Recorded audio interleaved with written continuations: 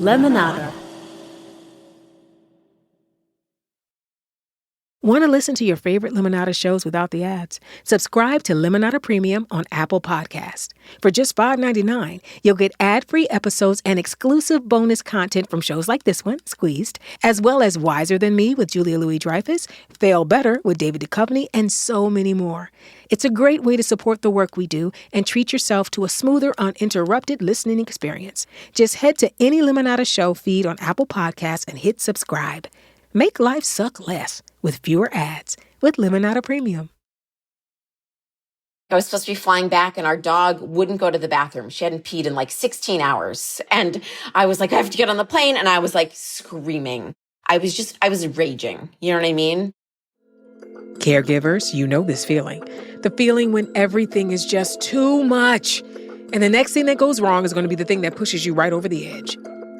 Lauren Miller Rogen's mom, Adele, had been diagnosed with early onset Alzheimer's disease about 4 years prior at just 55 years old. And at this moment, in 2012, Lauren was deep in her feelings about it. My parents had recently moved to Los Angeles and we had, an adjustment period. It was a new time. It was quite a transition. Lauren and her husband, Seth Rogen, had just moved her parents from Florida to LA with round-the-clock care. These were big changes, lots of stress. And sometimes that stress exploded in unexpected places, like at the airport over a dog that refused to pee. And Seth basically was like, we're not doing this. Wow. Like, you can't be like this. This isn't helpful, and I won't take this. I can, picture it still. That rage, those raw feelings, I know them well. I remember feeling that way after my dad first got diagnosed with Alzheimer's. I didn't understand why it had to be him, and why it had to be now, and why it had to be me. It was all the whys that drive you crazy. For Seth and Lauren, those emotions were part of the daily storm of feelings they were learning to navigate together. I remember saying that, I at least need a few minutes in the morning before, we fly into a rage. maybe let me brush my teeth and have some coffee. Before I talk about how horrible people are and how the world is awful and, Things like that. Maybe a few things like that I remember.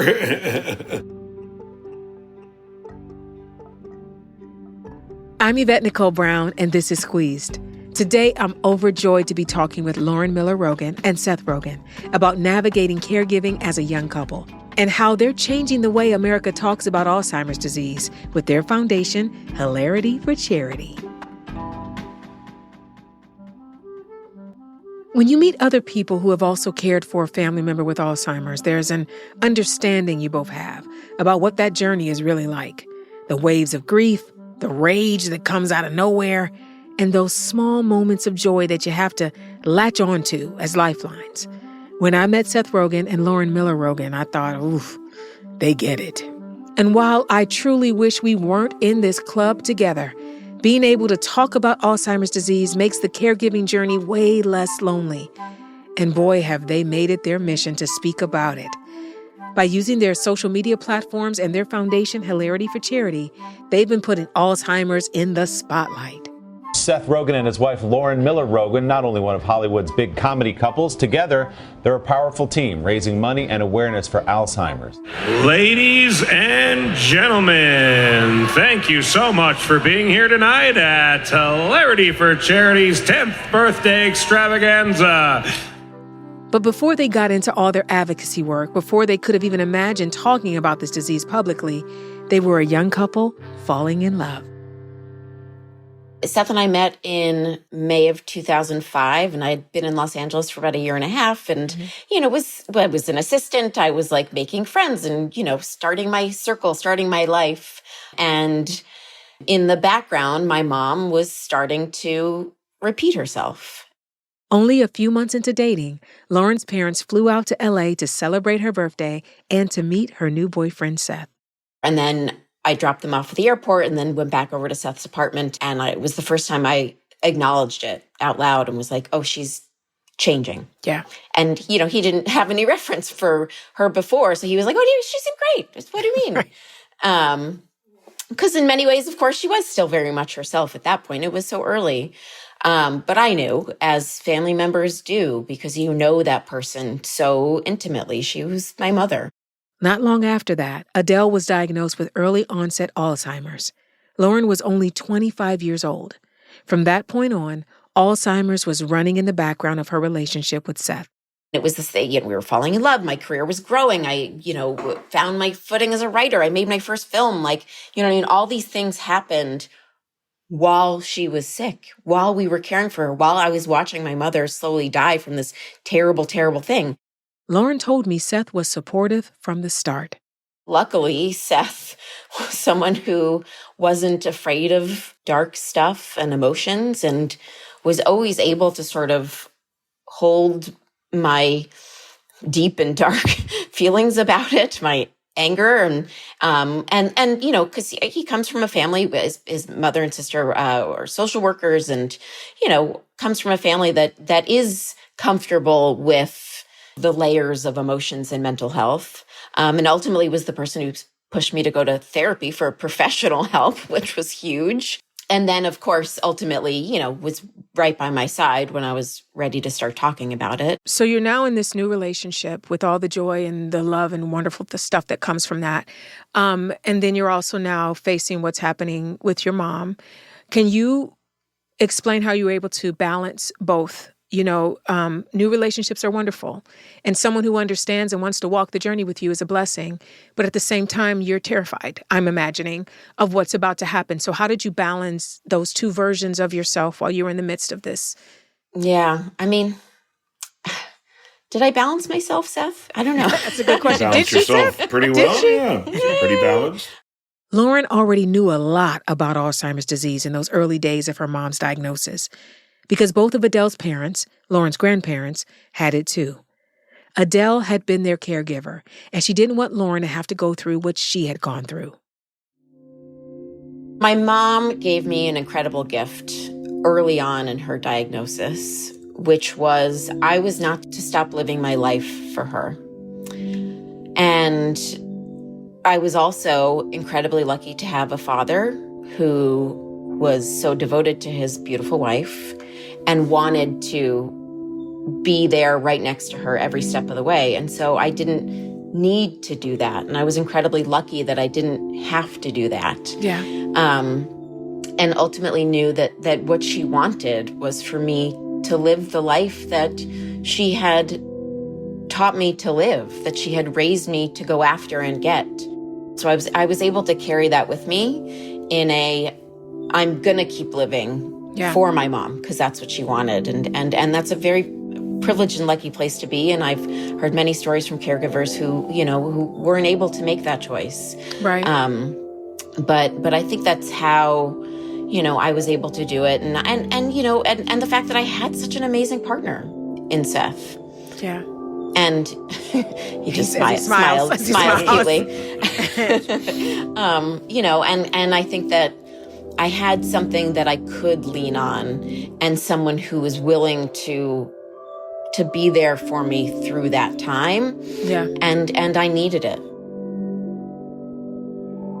So can you take me back to where you were? Because I've heard you say that this was your first real grown-up relationship, right? Yeah. And now you're facing not just loving this amazing woman, but you're facing walking with her through something that's very difficult. So what is it like for you as an early 20s kid, basically, and this woman you're falling in love with is facing this huge thing? What is it in you? And is it the social work background of your family? What is it in you that made you say, I'm going to stay through this and I'm going to walk with her through this?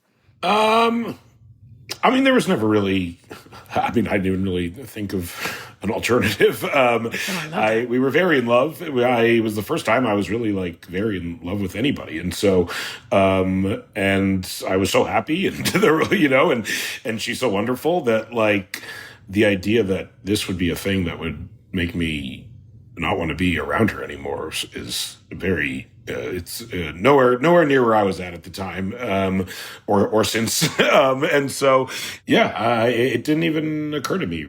Once you're, in a relationship with someone, then these are the things you deal with together, And together, they had a lot to deal with. figuring out how to be in a real relationship for the first time, navigating careers that were taking off, all the while trying to keep up with what was happening with Adele and Scott back in Florida. Adele had been an elementary school teacher for 35 years. She was a doer, always the class mom, quick to tell a corny joke, and she would whip up enormous meals for Thanksgiving and Passover seders. But now, diagnosed with Alzheimer's, she was changing, and she knew it. Early on, my mom yes, these things are happening and she's showing signs, but she's also very much aware and alert in the beginning. And she's resistant and feeling defensive and obviously scared. She had seen both of her parents. So it was like, obviously she was terrified. Adele didn't want anyone to know about her diagnosis. She had a lot of shame around the disease. Scott was her primary caregiver. It was a struggle in the beginning. Once my dad, realized we needed some help, he, would bring someone in for a few hours. And, I would say it was sort of a dance between my mom accepting it, sort of having to, play along and sort of, this woman is here as a housekeeper, creating a reality that fit and worked and made things okay. And then, of course, my mom was more advanced and didn't really have a fight against bringing people in, which we're so lucky that, we really didn't. It wasn't a struggle in that way for a long time. And I know that that's not the case with so many people. But my dad, is an amazing husband and a real superhero and a man. And so he struggled bringing help in. Over time, caring for Adele became a 24/7 job. She needed someone to clean and feed her, someone to make sure she didn't try to escape the house. Scott even had to put wax paper on the windows to keep her inside. Lauren could see that caregiving was taking a toll on her dad. I did go to therapy with my dad Yeah. A couple times. That was probably more helpful. Yeah. Which was really helpful. Yeah. Navigating that relationship. I think, early on, I think it just takes a long time to find your role, especially in our family dynamic where, my dad was the primary. And it was honestly through therapy that my therapist was like, if your dad wants to be the primary caregiver, he's her husband. Let him be the primary caregiver. And my therapist was like, you be his caregiver. But by the fall of 2011, the situation was becoming too much to handle. Seth and Lauren flew down to Florida. Seth's parents came too for a family visit with Lauren's parents. And ultimately, we had actually a conversation. We included Seth's parents in it, and just sort of a whole family conversation of this situation that you're living in, where it's basically the two of you alone in this house in Florida, is not sustainable. And it was clear that it was exhausting my father and affecting his health, and was going on for no reason, because we were lucky that we could afford more. And basically, once we sort of realized that they were in Florida and my brother was up in the Northeast and, we were on the West Coast, and it was like, well, why are they alone? And so when we brought them out here, that was honestly, it had gotten so difficult, the distance, that it was like, yes. It's time. This is when, in 2012, Scott and Adele got a duplex in LA near Seth and Lauren. Scott lived on one side and Adele was on the other, with a 24-hour caregiver looking after her. Yeah. And we, set them up in a great situation, and she had care, and my dad was able to be her primary caregiver till the very, very end, but also with professional help. Yeah. Which is huge. I know this journey well. I had my dad with me at home for 11 and a half years until he had a fall and needed professional care. Letting in that help, as necessary as it may be, brings up a lot of feelings. You feel guilty for needing it. You feel relieved when it helps. Sometimes you feel both at the same time. All of those feelings are valid, but they're also exhausting. At the end of the day, if you're blessed enough to have the resources, getting that help can be exactly what everyone needs, including the person you're caring for. After the break, we're diving into how Seth and Lauren turned the shame and silence around Alzheimer's into a movement that's changing the conversation for families everywhere.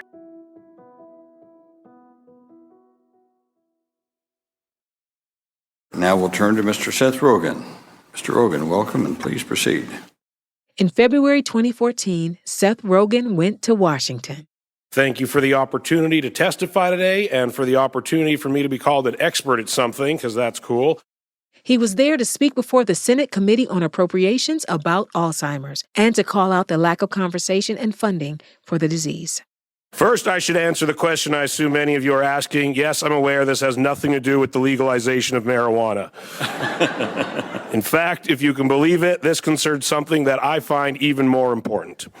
I started dating my wife, Lauren, 9 years ago when her mother was almost 54 years old. Seth described how Adele began to forget who she was, who her loved ones were, and eventually needed around-the-clock care by age 60. He shared how this was the first time he saw Alzheimer's up close. Another thing I didn't realize until I was personally affected was the shame and stigma associated with the disease. It was before I was born, but I'm told of a time when cancer had a stigma that people were ashamed by. Celebrities and other public figures that were stricken would hide rather than be voices of hope for people in similar situations. And although it's turning, this is currently where we are largely at with Alzheimer's disease, it seems like. This video has almost 7 million views on YouTube, and I think that speaks to the fact that at that time, and even to this day, we don't hear enough of these stories. To see someone speak so openly is powerful. People look to their government for hope, and I ask that when it comes to Alzheimer's disease, you continue to take more steps to provide some more. I would like to thank the committee again for the opportunity to share my story and to voice my wholehearted support for the continuing work that pursues a cure for Alzheimer's disease. Thank you very much. Thank you, Mr. Rogen. That was great. That was very, very good. Thank you. Was that a little harrowing for you, or were you like, let's go? Like, what were you thinking when you went? I don't know. I hadn't had a lot of experience with Washington, D.C., as it were. I mean, it was quite weird, to be honest. It's so nice that it was filmed and found an audience. And I think, like what essentially happened is like nobody showed up. Like, and I didn't understand how that worked. And like you're testifying in front of Congress, as it were, members of Congress. Yeah, and, right. and there was like one guy there, like 30 empty seats or something like that. They can at least take away the empty seats, so you don't see Right. is specifically how many people have opted out of this. And to me, that was just very disheartening and sort of confusing. And you know, as someone with a big ego, it hurt. And so I wound up just talking about that a lot, which I think sort of drew attention to it also, just sort of as I was doing talk shows and interviews Right. and things like that. But then I think the sort of, because of that, a lot of people watched it and it became highly viewed, which was great. I don't know. I remember just wanting to sort of be honest and Yeah. give my perspective on it and, you know, expose what I think are pretty simple, like, hypocrisies as far as the funding of Alzheimer's research in comparison to other things that are much more treatable, you know, and that we know much more about. And I'm glad so many people ended up watching it. It became like one of C-SPAN's most viewed videos. Which isn't saying a ton, but you know, it was. It's good for that, yeah. But it shows how many people needed to hear it. That's what I think, too. That lack of attendance shows how little thought was given to Alzheimer's at the time. Thankfully, that's been changing over the years, and Seth and Lauren have been a big part of that shift. By the time Seth testified, they'd already been doing advocacy work through Hilarity for Charity, their foundation which started as a variety show in L.A. in 2012. It's now a nonprofit helping families struggling with Alzheimer's care today. It also helps increase support groups nationwide and helps advance cutting-edge research. Hello. Thank you. Come on. It's going to be a wonderful night. There he is. Ladies and gentlemen, Aziz Ansari. Oh, wow. Thank you. Thank you. Can you tell me about the very first variety show you guys put on for Hilarity for Charity? How did it all come together? How did you get people to say yes? And were you scared to do it? Were you nervous about turnout? Tell me about that very first one. Yeah, you know, it was a pretty, like, I think on its surface was very intuitive, which was like, you know, we're comedians, our friends, you know, we kind of come from a group of people who put on variety shows, basically. And so, it was sort of intuitive in a lot of ways. It was just like, oh, we'll put on a variety show and we'll give the money to Alzheimer's charity, And I think, in the first one, we didn't even necessarily mention Alzheimer's. It was before we were talking about this all the time. And I think it was before, like, we ourselves really had, like, a clear and simple and honest way to speak to all this stuff. But we got there over the years. Got a lot better. Through that first variety show, they raised $300,000. They've held more fundraising events, have awarded over 475,000 hours of in-home care relief with their Caregiver Respite Grant Program, and even produced a documentary film called Taking Care, which honors Adele's life and brings attention to the disease. I love how much they're doing for the cause while still keeping things fun. I asked Seth about finding that balance. Humor is in the name, Hilarity for Charity. So Seth, can you tell us, why is humor so essential to this work, in your opinion?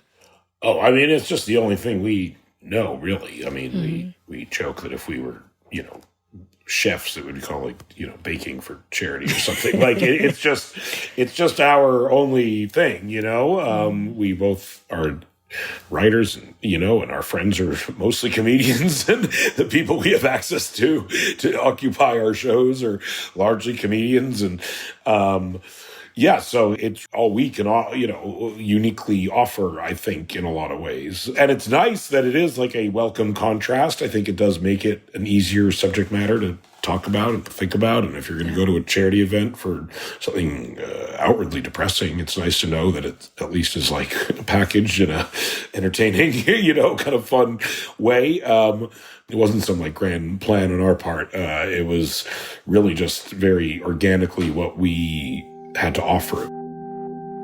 It was also a way to channel the sadness and helplessness of watching Adele decline more and more.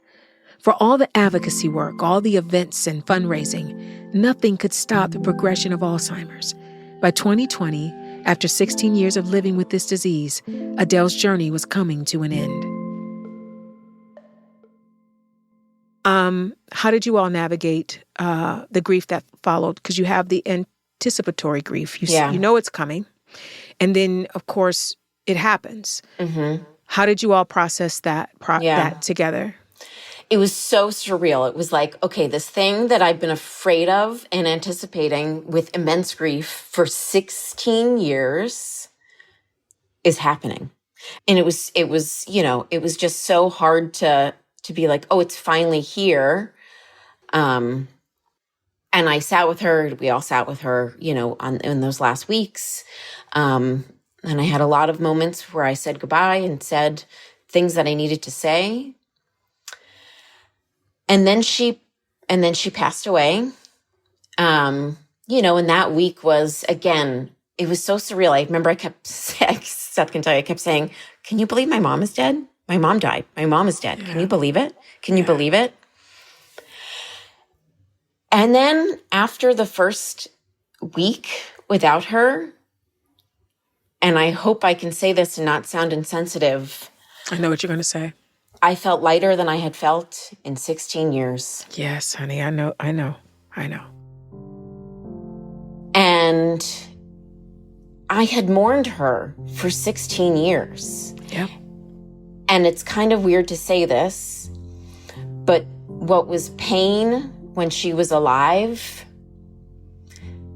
made it hurt so much less after. Yep.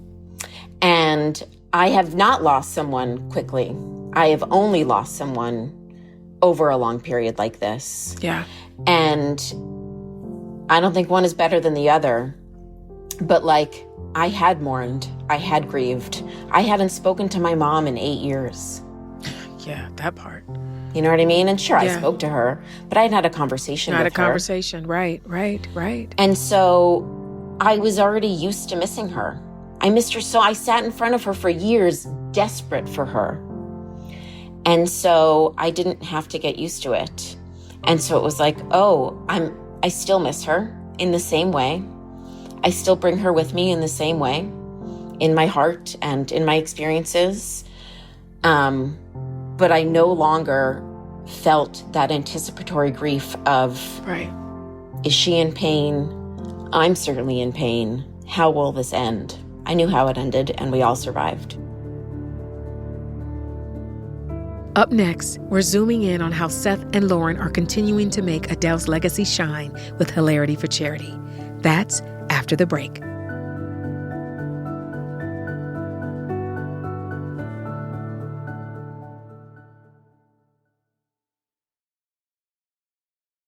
Seth, you've spoken about how the greatest, one of the greatest barriers to caregiving is money.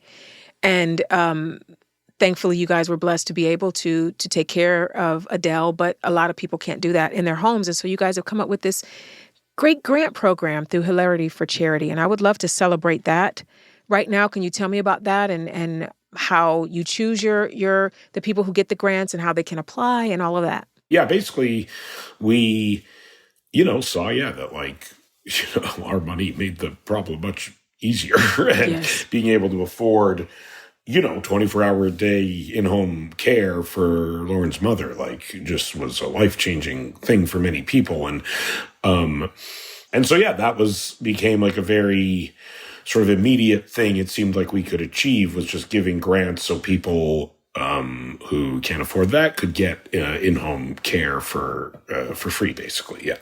And then, they would apply through the charity, and there was a very sad process where they would go through these applications and pick who appeared to be the most, immediately in need of these grants. Yeah. Yeah, and so every month we would read the applications, which, was, Gut-wrenching. gut-wrenching. Okay, so this one is an interesting one. Mary Evans is caring for her brother who has Alzheimer's. She has lost her home due to finances, and they moved into an apartment together. She is his full-time caregiver. She quit her job, and she's having a hard time paying for medications right now. In Seth and Lauren's documentary, Taking Care, there's this scene where they're sitting around a table going through stack after stack of caregiver applications. You can see it on their faces, how every story hits them. Most moving of all is when they make the calls to recipients, letting them know they've been awarded a grant. Hello? Hi, is this Mary? Yes. Hi, Mary. This is Lauren Miller Rogen calling from Hilarity for Charity. How are you? I'm doing well. I'm here with my husband, Seth. Hi. And Hi, how are you? Good. we read your application, and it was so very moving. And we'd love to award you 15 hours of care a week for a full year, completely paid and taken care of. Is that something that could be helpful for you? Yes, definitely. Every single person Deserved who it. applied deserved it. And Yeah. we only had and still only have X amount of dollars. And so we unfortunately cannot. I think we fund something 20-something% of the applications we receive. While it was gut-wrenching, it was also honestly amazing. You guys, thank you so much. And the committee and everybody, thank you for being present. You're Thank you so so welcome. much. Thank you for letting us be a part of your life this way. Okay, thank you. I'll be looking forward to the call tomorrow. What did you find caregivers need most? And it might be a cup of coffee and time to breathe. I mean, I'd love that. But what did you hear the most from the applications? I think that caregivers are just too many of them are lonely. And they are doing this all on their own. They have no respite. They have no community. They have no support. And so I think for us, it was like, all right, let's give people actual respite, literal hours where they can leave their home or go to another room and close the door so they can reset, but also provide community. Because I think that just getting through this alone is so hard, and it makes it worse. And so, so I think that I wish that, caregivers could have more community, they could have more respite. And I wish that probably a lot of caregivers could pat themselves on the back a bit more than they probably do. Oh, wouldn't that be lovely? Because, I've seen it over and over again. I'm not doing enough. And it's like, oh my God, you're doing everything amazing. you possibly can. This work, lifting up caregivers and ending the silence around Alzheimer's, it's the complete opposite of where Seth and Lauren began their journey. Remember, Adele had shame around her diagnosis. She didn't want people to know what she was going through. Now, her daughter runs one of the most successful and visible Alzheimer's organizations in the country. I wanted to know what Lauren thought about that transformation. I think it was very powerful, Lauren, that your mom didn't want anyone to know that she had Alzheimer's, but now you run an organization that is all about educating and talking about this disease, and there's a whole documentary about her journey. What do you make of that, and what do you think Adele would think of Hilarity for Charity? Yeah. She really didn't want us to talk about it in the beginning, and number one, I'm a storyteller, and I've never been good at holding it in. I'm just not. And I write, I share, I talk. I have great friends who let me lean on them. And so I had to do that ultimately, but then really came back around to, honestly, before the disease started, before the defensiveness set in, before the fear set in, she was a woman who was really passionate about stuff. And she always used her voice. She was, always very active in her school and the school board and our synagogue and all of our activities. And she was the class mom. Even though she had a full-time job, she was always our class mom. And and I just was like, I'm not going to listen to the voice that came out when she was already sick. Right. Because that wasn't her. That wasn't her. Who she was someone who cared passionately about helping other people, teaching people. And so really I just channeled that part of her to be like, no, you want something, you don't like the way something's going, you be the one to change it. And they really have changed things, not just through the money they've raised and the caregivers they've supported, but also by shifting the whole conversation. Sitting there with Seth and Lauren, I kept thinking about their younger selves, two 20-somethings falling in love and suddenly facing something most people don't expect to deal with until much later in life. But they had grit and found the resources to give Adele the care she needed until the very end. Not to mention, they were able to build a stronger relationship together. Now, they're sharing those resources and wisdom with other caregivers. They're teaching, just like Adele did for so much of her life. And that's something I know she'd be incredibly proud to see today. Squeezed is a Lemonada Media original. I'm your host, Yvette Nicole Brown. Lisa Fu and Hannah Boomershine are our producers. Muna Danish is our senior producer. Bobby Woody is our engineer. Our theme music is by Andy Christenstadter, with additional music by APM Music. Jackie Danziger is our VP of Narrative Content. Executive producers are me, Yvette Nicole Brown, Jessica Cordova-Kramer, and Stephanie Whittles-Wax.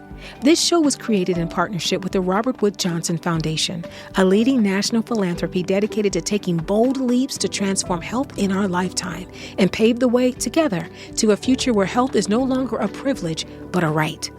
Follow Squeezed wherever you get your podcasts or listen ad-free on Amazon Music with your Prime membership.